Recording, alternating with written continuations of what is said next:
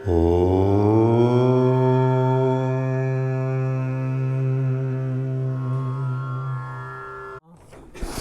question is there, but if I ask it will be interactive. Very good. Swamiji said in one of our Mundakopanishad class that just staying on the path will not take us to the goal. We have to move forward to reach the goal. Can Swamiji please elaborate on this in a more practical sense? See,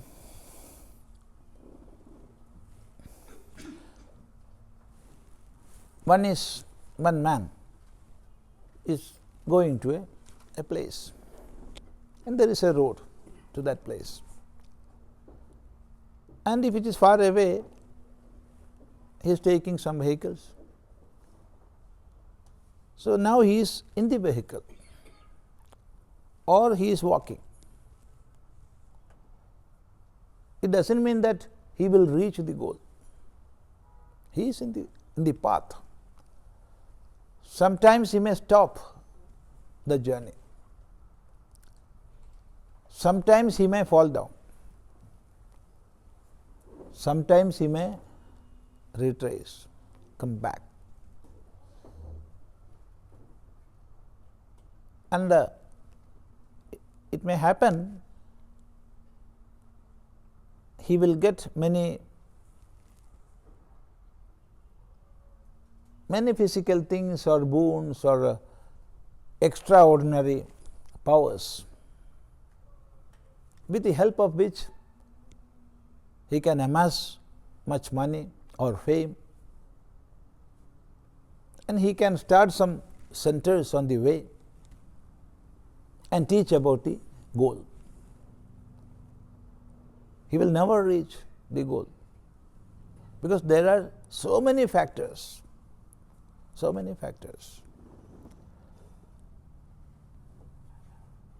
Take the case of a man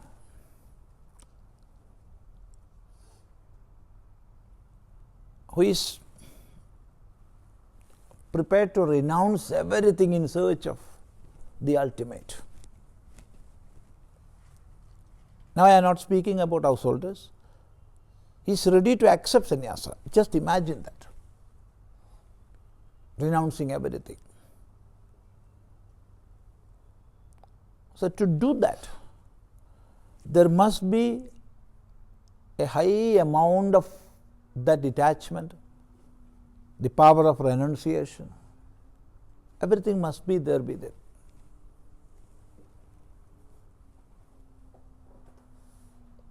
To break the power of attraction towards family, mother, father, husband, wife, this, that, house, my place, so many things. So he is succeeding in getting out. Just imagine. Just like a rocket.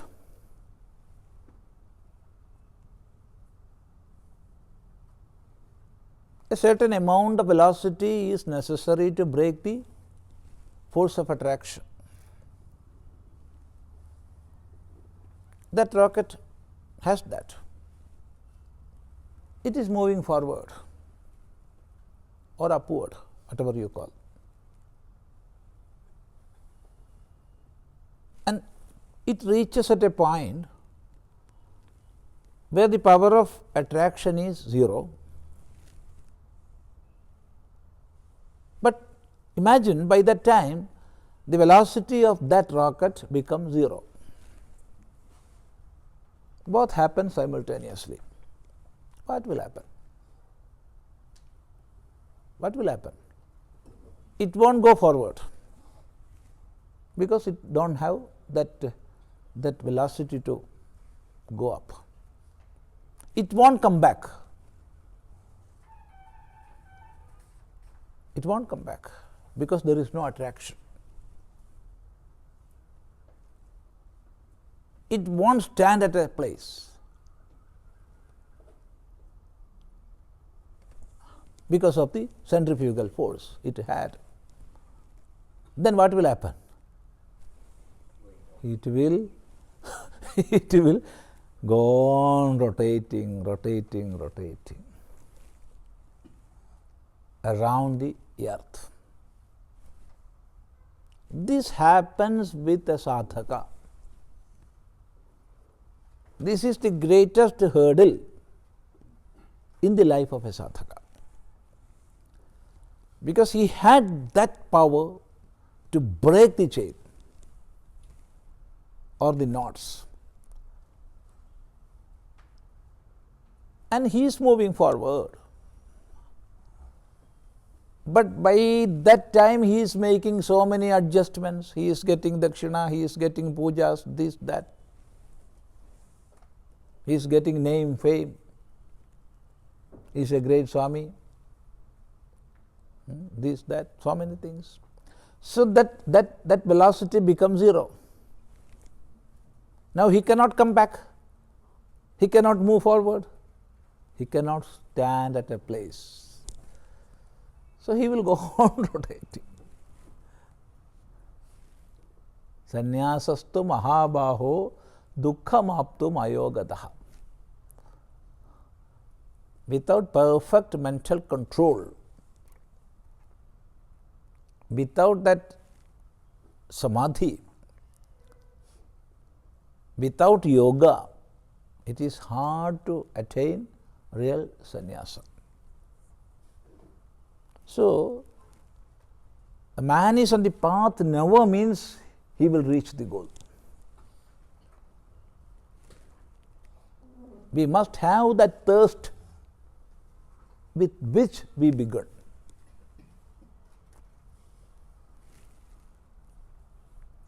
That will not be there always. It is not the case of an individual. It is not a case to be discussed about moksha. But with all organizations, all dharmic organizations, with a high goal,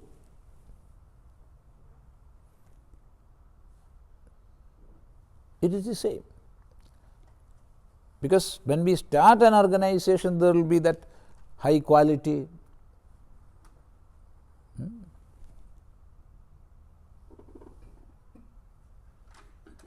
Those who are establishing that organization will be that zeal inside. But slowly and slowly, we will adjust with the situations. Our requirements will increase. Then we will go on making newer and newer commentaries. Oh, in those days it was necessary, but today the time is changed, so that much renunciation is not required. So all these are adjustments, you see.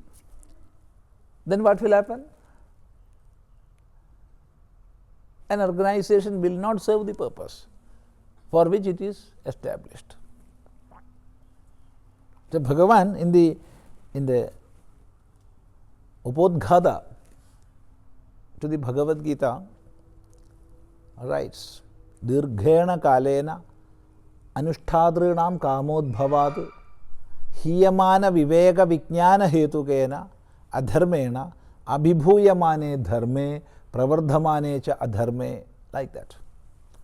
That means when an organization or a system goes forward, slowly those who are acting inside will develop many cravings, and they will adjust with the situations. And what will happen?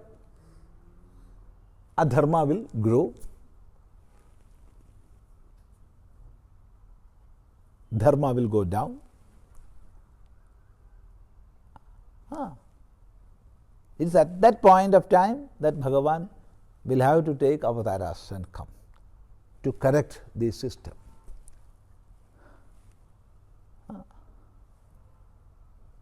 So it is not the case of an individual alone. It is the case of individual, of organizations, everything. So we must be that much cautious.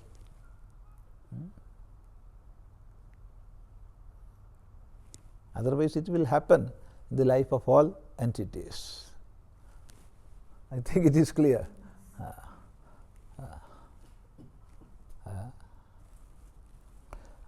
What is Sutrātma? Are Sutrātma and Hiranyagarbha the same? Because in Taittirīya, that is how the question came actually, about the prana. Maya. See, in the Vedanta Shastra, the term Sutrātma or Sutra is used to speak about Hiranyagarbha.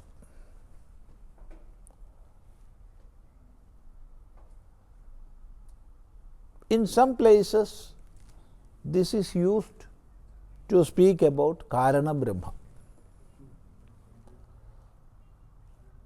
So, in some places, Sutrātma means Karana Brahma, that is Brahma where that Maya is manifested. That is the innate power of Brahman, which is there within, is manifested. And because of that manifestation, that idea of the world, let the world manifest, let it be created. That idea, that sankalpa is there. So, to speak about that Karana Brahma, in many places the term Sutrātma is used. And in some places, the term Sutrātma is used to denote Hiranyagarbha.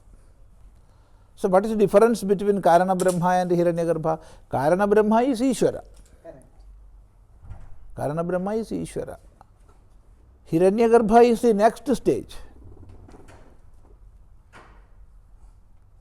Sushma Sharira. Next stage means next stage in the manifestation of the whole. Just imagine there is a seed. There is the power to sprout.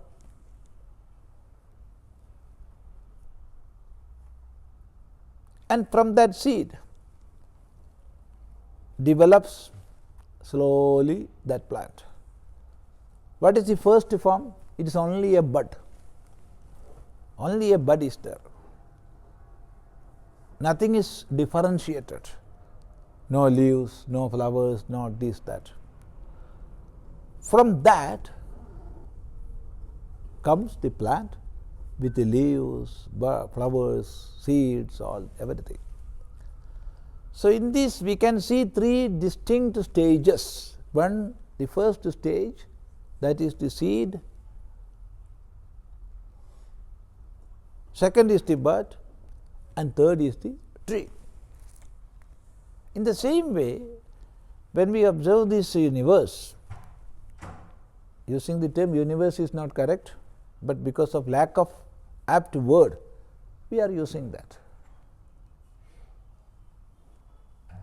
We can say prapancha, this prapancha.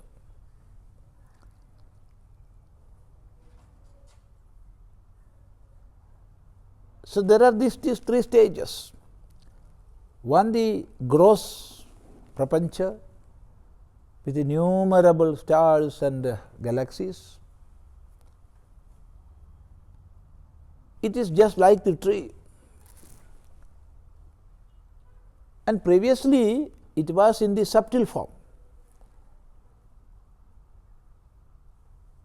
And even before that, it was in the causal form.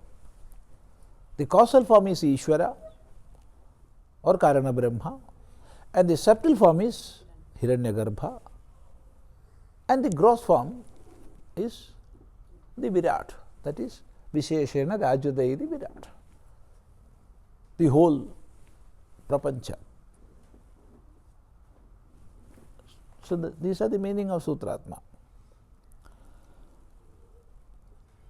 is Sutrātma used when talking about prana? Of course, because the term prana, it has many meanings. The highest meaning of prana is Brahman. In the Brahma Sutra, it is specifically said, Ata eva prana. Such a sutra is there. This also taken Taittirīya Ah. Pranamaya Atma. So prana, the meaning of prana is Brahman, the highest meaning. Then the meaning of prana is that vital energy by which everything is pervaded. Then the meaning of prana is the vital energy which is inside all beings. Then the meaning of prana is the vital airs, pranapana, like that. So many meanings are there. So when we study Shastra, we must properly understand the situation where it is said, that context. According to the context, the meaning will go on differ. Now, is the understanding of Mithyātva a must for the study of Sāstrās? Is the understanding of the Mithyātva a must for the study of Sāstrās? No. When we study Sāstrās, we will understand the Mithyātva of the world. Because there are so many schools. When we say this world is mithya, a Dvaiti cannot accept that. A Dvaiti cannot accept that. Prapancha Mithyātva. Whereas it is the philosophy of an Advaiti. It is the basic context, basic thing on which Advaita is standing.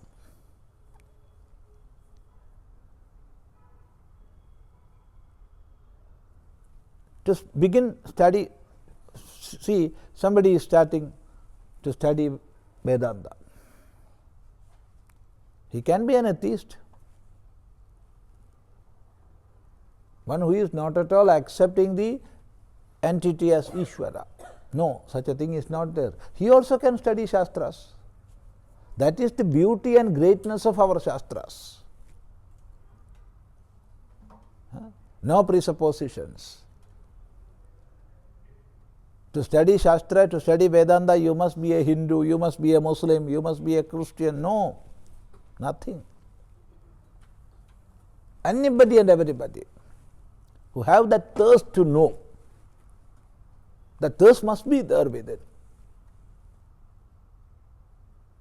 is eligible. And I am not accepting Ishvara. Please don't accept Ishvara. Accept yourself. I am not believing in Ishvara. Don't believe in Ishvara. Believe in yourself and study. I have no faith in you as a teacher. You don't have faith in me as a teacher, but have faith in those who taught this. I am not asking to believe me.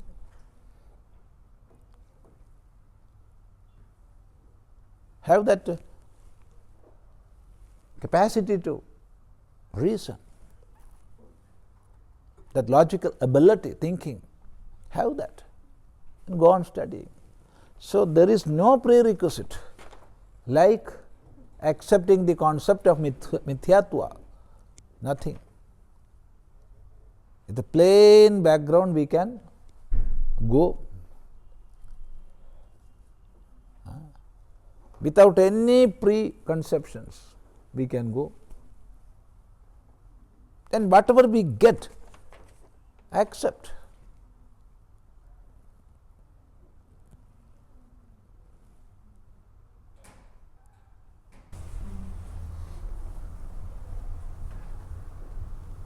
So how can we, Swamiji, as a community, sort of project it as our strength? Projected as? Project this not as a weakness but as a strength. See,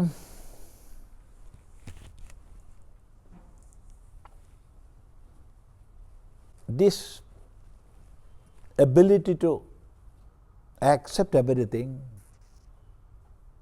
and the power of tolerance, not the weakness of tolerance, power of tolerance. As a community, how we will teach others, how we will show this to the world. See, if you are asking some questions in French or German, I will not understand because I do not know that language. If you are asking in English or Malayalam, Sanskritam, Hindi, Gujarati, I can understand and reply. So that language, that is the problem of language. How to show to this world, this is not weakness. They must understand that language. Don't talk to somebody in a language which they do not understand. Then show the might, show the power, not the tolerance.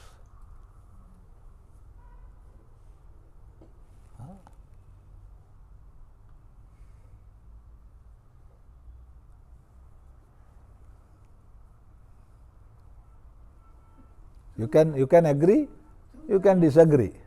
You can agree, you can disagree. But this is my opinion, my view, my viewpoint. Never should be weak persons. We must not be weak. Always that strength must be there within. Strength is not that power to kill anybody, no.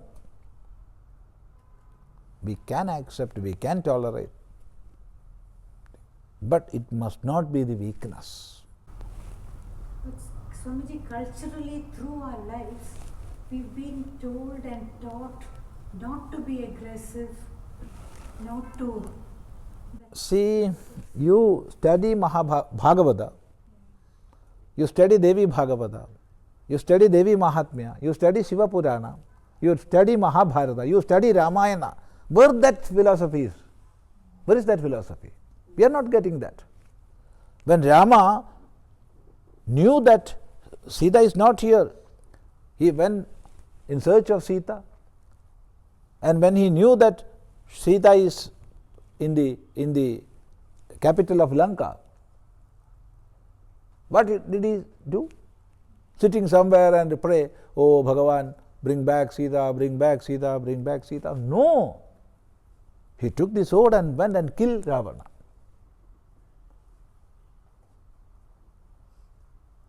So somewhere in the history, we passed through a dark period of misinterpretation, misrepresentation, misreadings. That is a mixture of Buddhistic ahimsa, and Sanatana Dharma. That happened.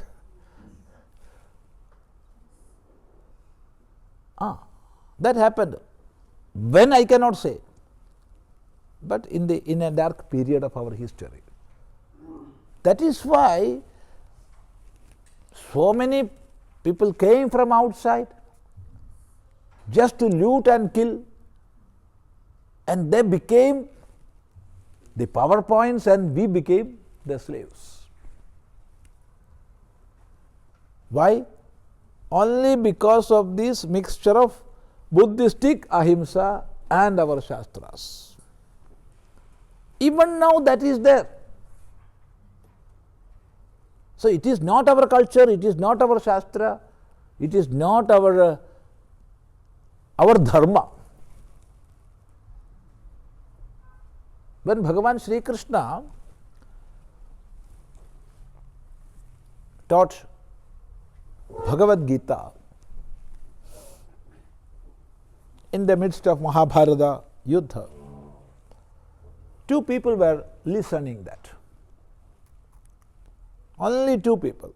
One Arjuna and the other Sanjaya. Hanuman also.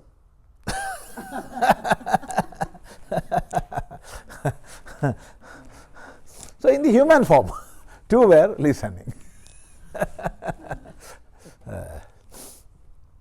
Arjuna and Sanjaya.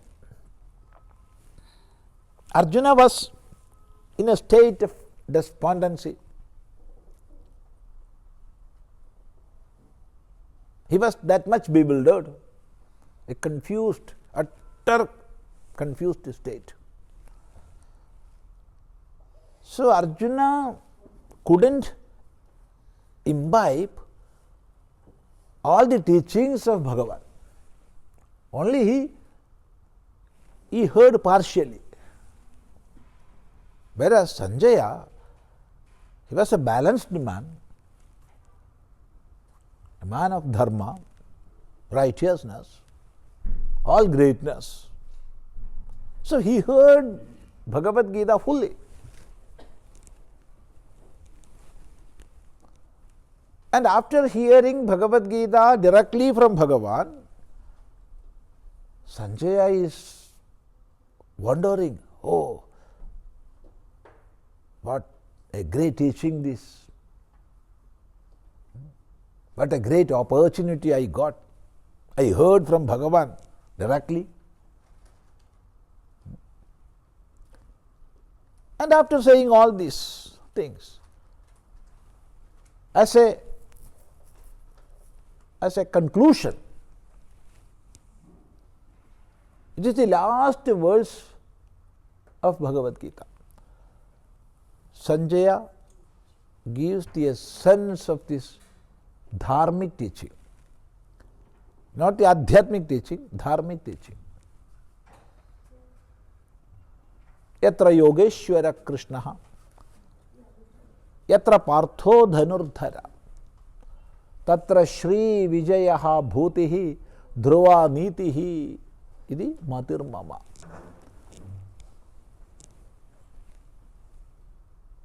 Matirmama, my opinion.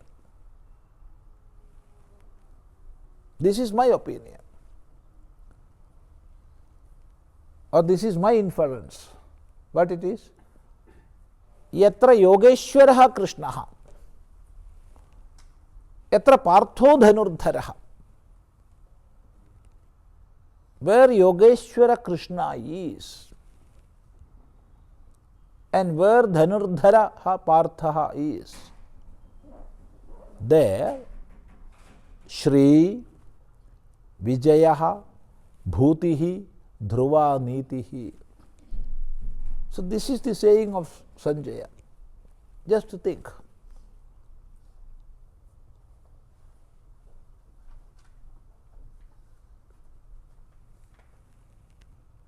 Always we are talking about a welfare state in colleges, in universities, in public platforms.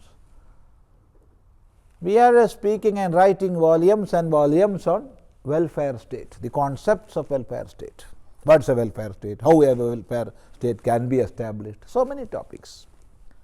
So what is a welfare state? What is a welfare nation? In Sanjaya's opinion, there must be 4 attributes. 1, Shri Vijayaha Bhutihi Dhruva Nitihi. Where these 4 factors are there, we can call that nation, that society, a welfare state, a welfare society, a welfare nation. First of all, Shri. What is Shri? Wealth.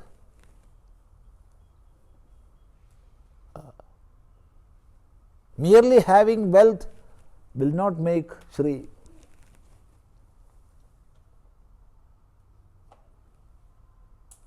wealth coupled with happiness and peace. Wealth coupled with happiness and peace, that alone will make Shri. So in a nation, in a society, that Shri must be there. It must be a wealthy nation, a wealthy society, and peaceful. That's our concept. Second, Vijayaha. Victory in all fields, all walks of life, whether in sports, arts, or technology, scientific discoveries, arts, economic growth. In all fields of life, there must be that victory. That must be there. Bhutihi, greatness. Greatness is cultural. Sahitya, art forms, literature. And the presence of so many great people, it will make a nation great.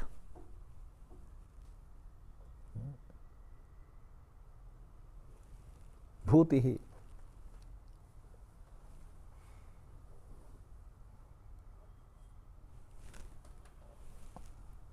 See, those who travel through many countries, many nations of this world, what was the respect given to an Indian some 10 years back? And what is the respect we are getting now when we land at USA airport, some airport, whichever be that? What was the respect given to us there just before 10 years? And what is the respect we are getting now? Go and feel. So much change came. Why? That is Bhudi.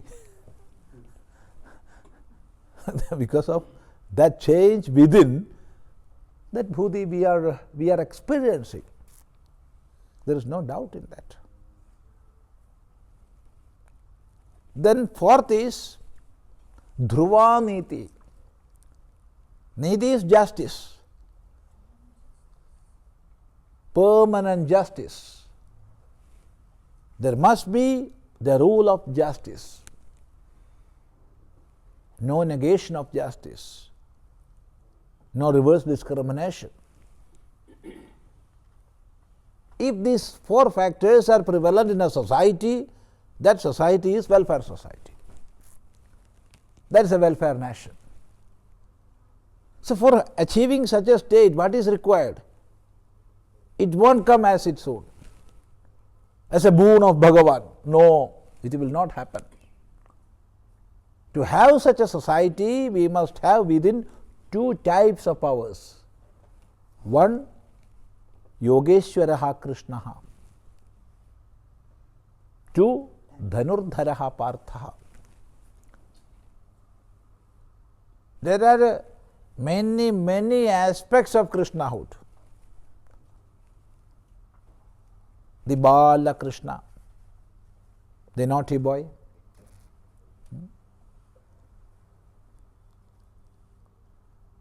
Krishna, who is always stealing milk, milk, ghee and all these things. Then there is the Murali Krishna with that Murali, flute, singer. Then there is the Radha Krishna, Gopi Krishna. He is always around gopis and Radha, etc. So many Krishnas. But here, that aspect of Krishna is said, which aspect? Yogeshwaraha. He is the Ishvara of all yogas, the Lord of all yogas. Bhakti Yoga, Karma Yoga and Jnana Yoga. Beautiful picture of this Yogeshwara we are getting in the Gita Dhyana. Prapanna parijataya totra vetraika parnaye jnana mudraya krishnaya Gita amrita duhe namaha. So that is Yogeshwara. The embodiment of bhakti, the embodiment of karma, the embodiment of jnana.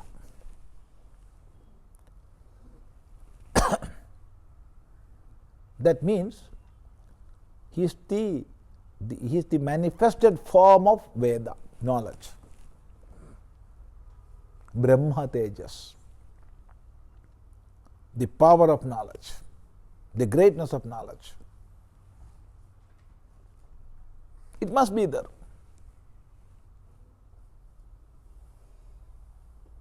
But along with that Krishna, Arjuna must be there. Which Arjuna? The crying Arjuna.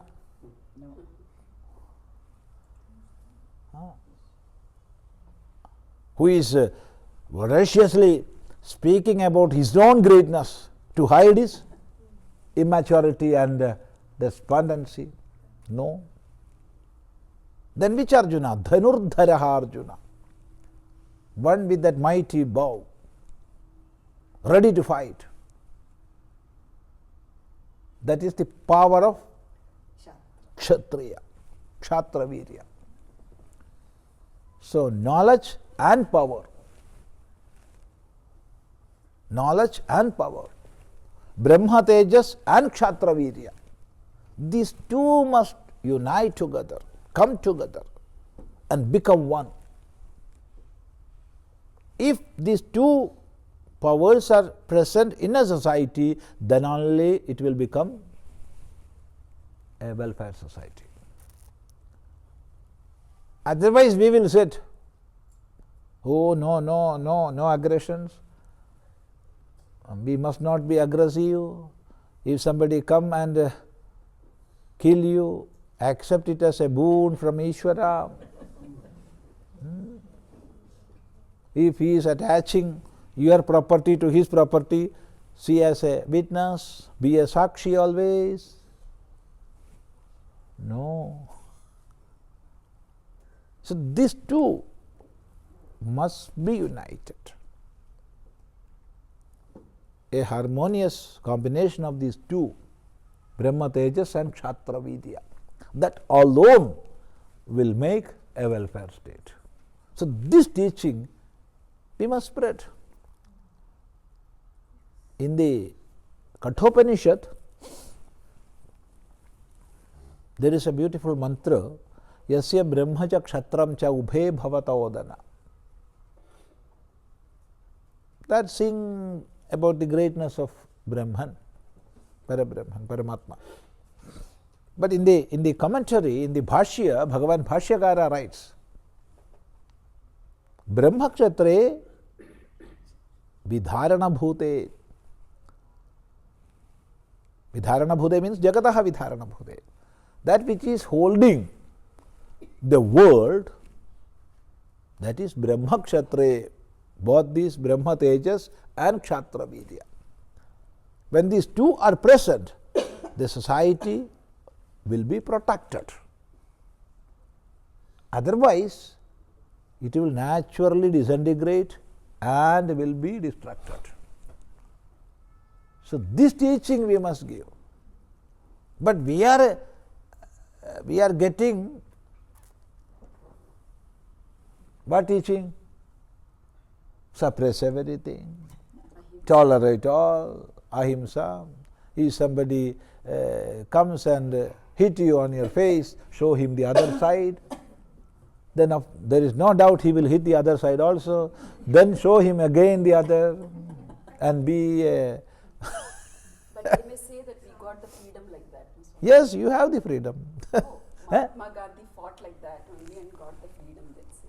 Mahatma Gandhi fought with ahimsa and got freedom. Whose freedom? For what the struggle of independence or struggle for independence was there? He destroyed this country actually. To get the freedom of Bharat. To get freedom from external powers who are suppressing and looting our society. To get the freedom of Bharat, many warriors were fighting. Great warriors, freedom fighters, who sacrificed their life. Even when they were ready to be hanged, they shouted Vande Bharat, Vande Mataram, Vande Bharatam. Such great warriors, they didn't sacrifice their life for ahimsa or through ahimsa.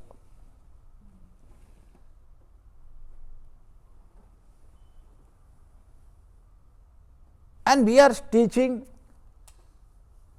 we got freedom. How? Through the path of ahimsa. Nonsense. Nonsense, because we have to study many things. What is Atlantic Charter? What is the connection between Indian freedom and Atlantic Charter? And what are the contributions of many freedom fighters who sacrificed their life, everything?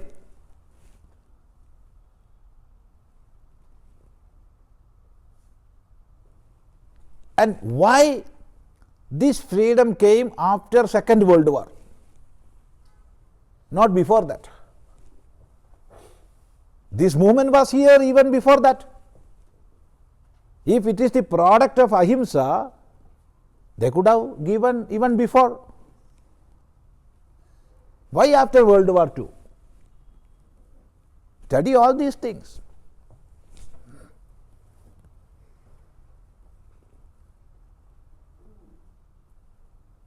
And another question, another point is, if the freedom of Bharat is a product of this ahimsa struggle, why British people gave freedom to so many other countries, one after another? They were not having this ahimsa yuddha. No. Then why?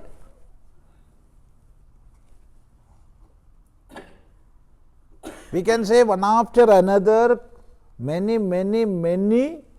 countries were getting freedom from British rule after Second World War. See, so when the World War was to start,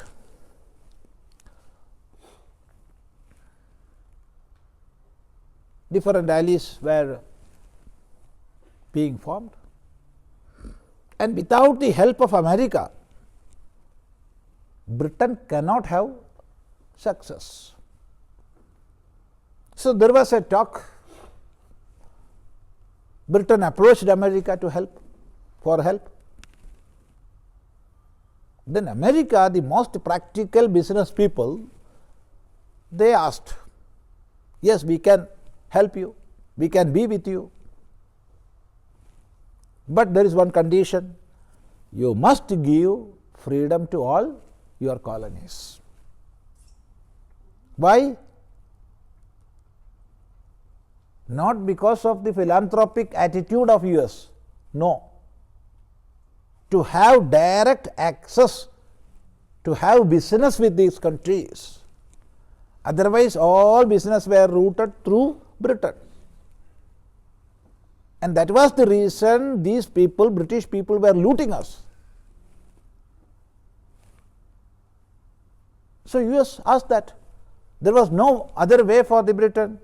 So a charter was signed in between US and UK. The charter is called Atlantic Charter.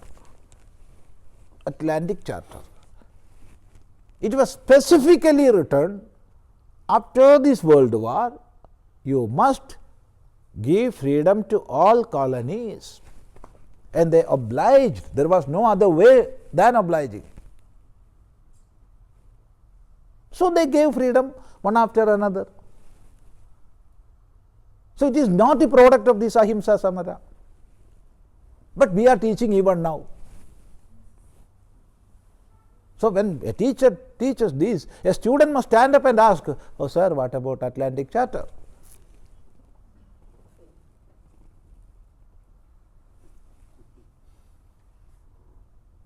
And so many freedom fighters, they sacrificed their life.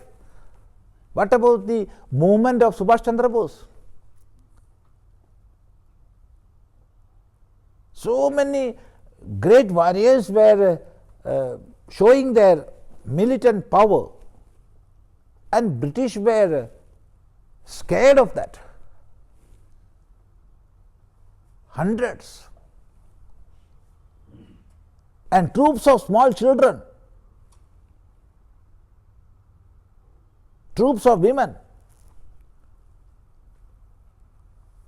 organized and unorganized. In both ways, freedom fight was moving. And Bharat became a headache for Britain. So they gave everlasting headache to us.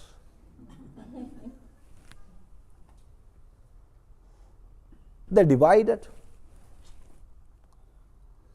made an Islamic nation, and gave freedom on August 14th.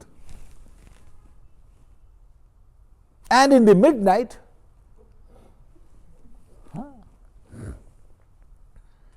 which is not at all considered as auspicious, they gave freedom.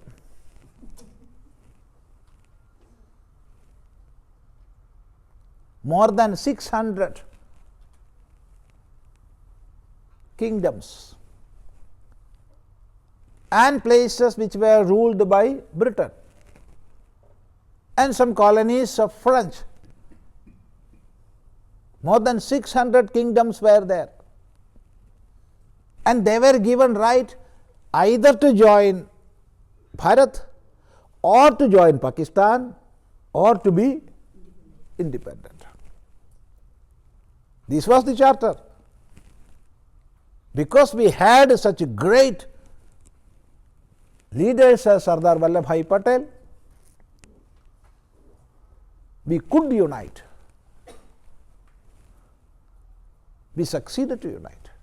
And that is why we are standing here, sitting here and discussing Vedanta. See? And teaching just the reverse.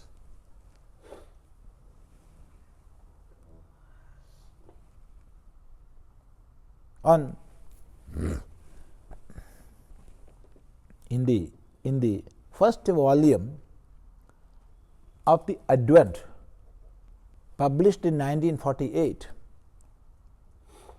Sri Aurobindo Ghosh wrote the editorial. Normally, the mother would write editorials, but in that issue, Aurobindo Ghosh personally wrote the editorial. In that editorial, it was written, so Gandhiji was assassinated, and taking the body of Gandhiji, that convoy of vehicles was moving, and in the midst there was a vehicle fully decorated with flowers and all, and above in the sky there was the helicopter of our armed forces, Air Force. So Aurobindo Ghosh is writing, this is the message we have to give. Even to carry the body of a man who preached ahimsa, a helicopter of the armed forces is required.